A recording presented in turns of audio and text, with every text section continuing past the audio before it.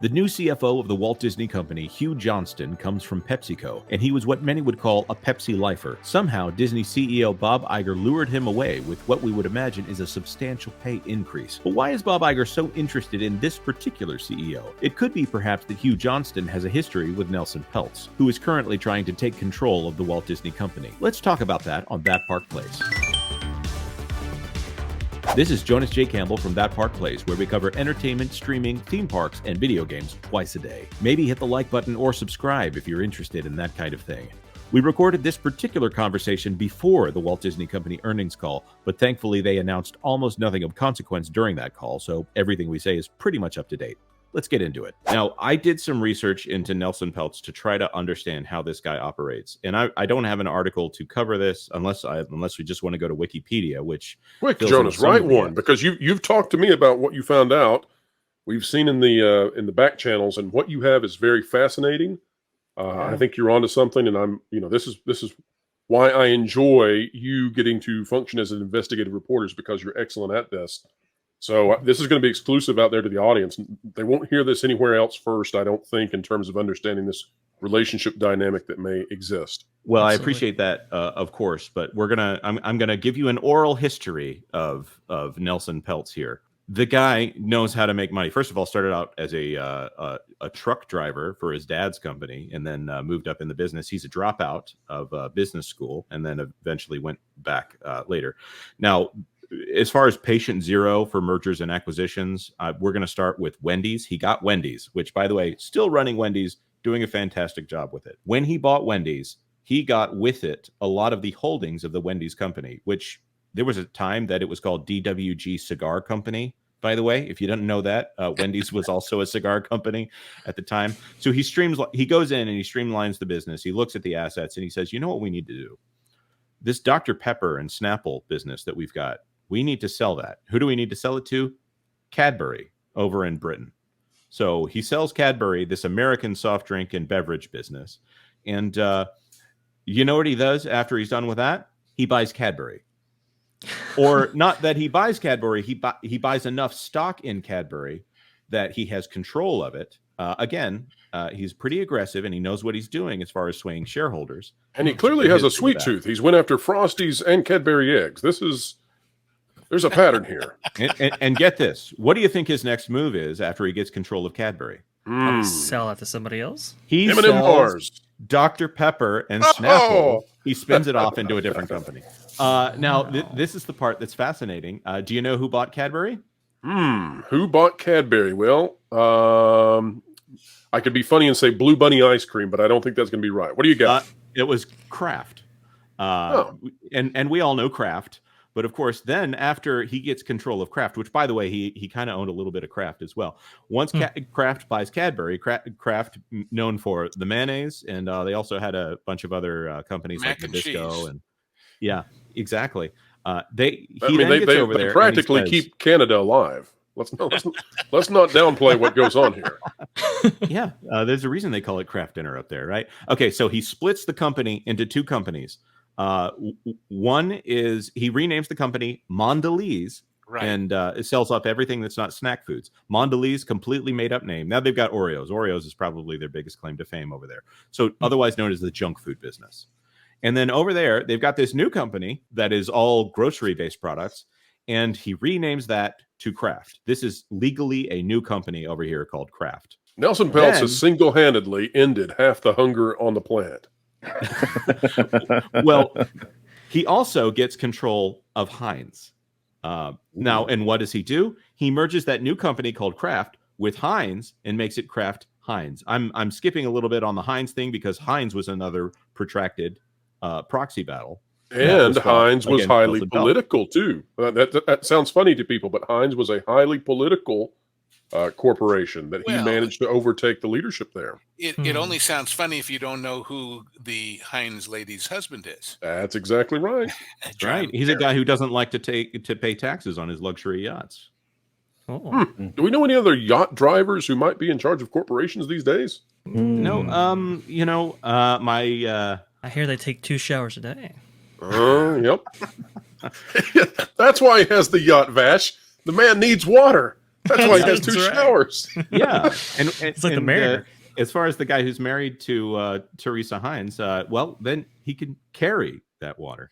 Oh, Jonas. So that brings See us what you did over. there. Yeah. So that brings us to 2006. And he controls Heinz and all this. So in 2006, Peltz discloses that he has a stake in PepsiCo now, which he obviously already has a stake in Mondelez, because guess what? He kind of owned it before it became Mondelez. And this little item right down here, in a filing with the Securities and Exchange Commission on Friday, Trian said it held a basically $500 million stake in Mondelez and a $250 million stake in PepsiCo as of December 1st. As we've already shared here, there was a white paper that was delivered to Pepsi sometime early 2014. So within 2 months of Peltz announcing that he had those shares. Now, Peltz was already in communication with the board, most likely at the time that he was doing all of this. So they knew most likely before the SEC knew that Peltz was now all up in their business.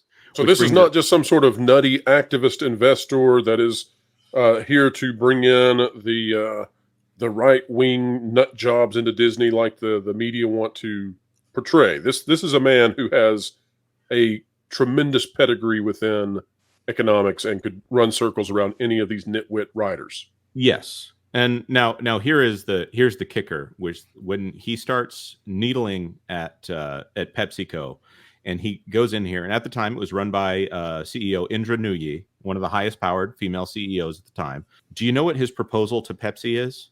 I do not. He says, you guys, you know what you ought to do? You ought to sell this soft drink business you got and buy Mondelez. Get out of the beverage business and get into the snack business.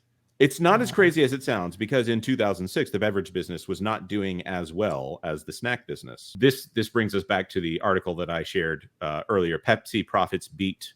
CFO answers Peltz on Mondelez. CNBC wasn't necessarily crazy about Peltz at the time. They obviously like Hugh Johnston more. If I may just slightly interrupt reading over your shoulder on this article. Please do. You want the ultimate 6 degrees of separation here? They mentioned that Pepsi has Fritos at that time, and we all know that Doritos were invented at Disneyland. Yes, Sure absolutely. So Probably talk about circles within circles and wheels within wheels. It's amazing. Absolutely amazing. So the answer that the CFO at the time, Mr. Hugh Johnston, had on whether or not they wanted to sell the beverage business is, when it's hot out, there at the bottom, Gatorade sells. When it's cold out, Quaker sells better. When it's a great summer, there's a lot of parties. Frito-Lay tends to do really well. When it's cold and flu season, Tropicana does well. So going back to some of my earlier statements here, how does PepsiCo view its products? Seasonal. Yeah. They view this as an asset portfolio that has a diversity of uses. They view this as something that all year round, they have something to cover their losses, their revenues, all of these things, that when people aren't buying as much hot stuff, they're going to buy the cold stuff. When people aren't buying the cold stuff, they're going to buy the hot stuff. Snacks are better in summer. Quaker, which, by the way, Nelson Peltz does have involvement in Quaker at some point. That was also a Trian Partners resuscitation, if you want to view it that way. So there's a long history here of all of these companies changing hands, and Johnston and Peltz and all these people, they know each other. They're known quantities in the space. Now, fast forwarding a little bit to 2013, if I am not boring you guys too much with all this. No, I find it fascinating. I mean, the idea that this man has managed to go from domain to domain to domain. I mean, sure, there is a unifying factor here in some of these companies, in that they're consumables, junk food kind of things, and fast food and all of that. But the man has bounced from place to place to place and managed to be highly, highly successful. There aren't many people out there in the world who have done what he has done in terms of coming into these various companies and correcting course. Indeed. And so now that he has his eyes set on Disney, you know, it should send a shiver up the spine of those at Disney who decided to send it down this pathway, because otherwise he would not be here. He's only here because you are screwing up so royally that he thinks he can turn you around and make a massive profit, as he has done in the past. And when you see that he came out with that white paper on Pepsi right as he was buying into it, it means, hey, Disney, if you think you have secrets and skeletons that are well hidden in the closet, I already know about all of it, or else I wouldn't be bothering. I have done my homework way before you guys even opened the schoolhouse. Yeah, Exactly. And on the issue of compromise, this is Indra Nooyi, who was CEO of PepsiCo at the time. Pepsi and Peltz call a truce, and here's who win. This is from 2015, so a year after Peltz announced his claim here. Patricia Sellers writes, score 1 point for activist investor Nelson Peltz and his crusade against women-led giant corporations. Okay, thank you very much, Fortune. PepsiCo CEO Indra Nooyi added Bill Johnston, a former Heinz CEO and now an advisory partner with Peltz's hedge fund, to join Pepsi's board. So we can see it's his crusade against women corporate giants. That's a good point. This is amazing to me, and sorry, the New York Times is currently fighting me. Well, they're going to fight you more because you've just made a connection that the mainstream media has failed to do so far that I have seen. And nobody's so done folks this out there research. getting an exclusive, folks out there getting an exclusive understanding that they will hear nowhere else until now, right here on this channel. Fantastic work, Jonas. Unbelievable connections there, Jonas. The dots are insane. The item that I want to add here is, again, this is obviously going back even further. 2006, Peltz is seen with 2 seats at Heinz. Heinz, William Johnson here is the CEO of Heinz. William R. Johnston, chief executive in 1988, often cited by Tryon Group in its campaign. Johnson here, this Johnson, not to be confused with Johnston. It doesn't have to call him Johnston.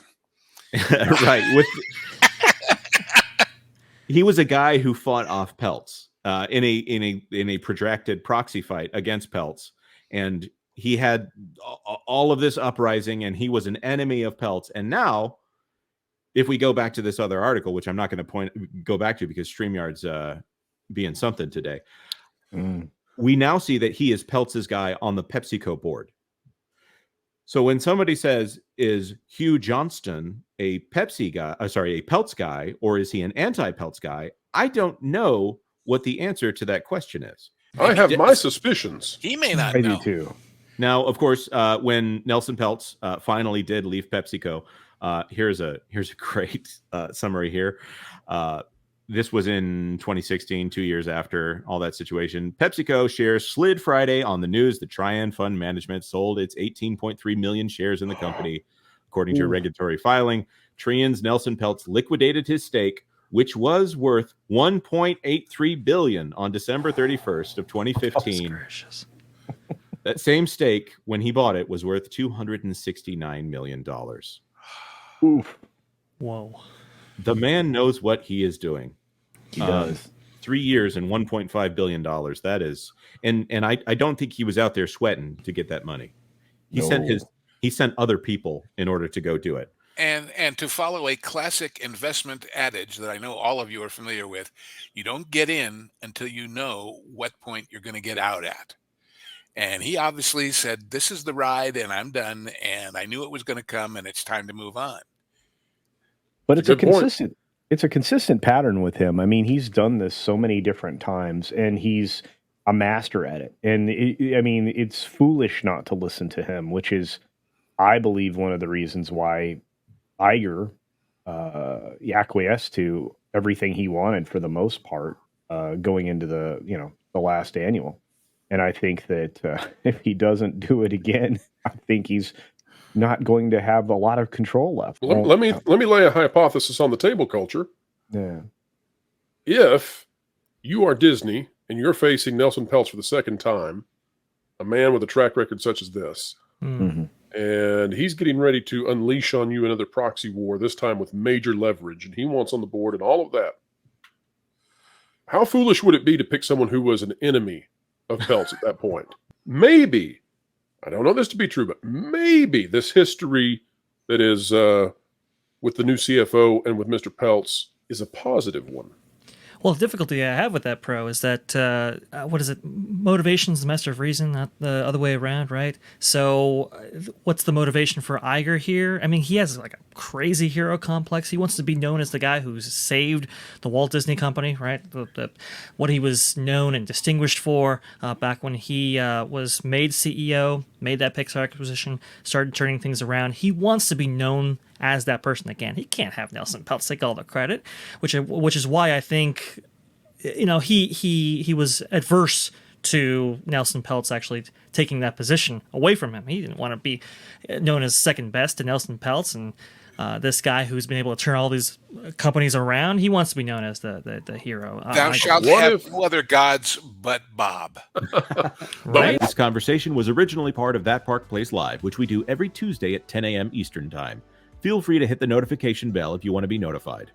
Of course, like this video if you like this video, share it out on social media if you know someone who might be interested, and we would be honored if you would subscribe to That Park Place for all the news that should be fun. Thanks for watching That Park Place News. For more information, consider checking out www.thatparkplace.com. And don't forget to subscribe, share, like, and send this out on your favorite social media accounts.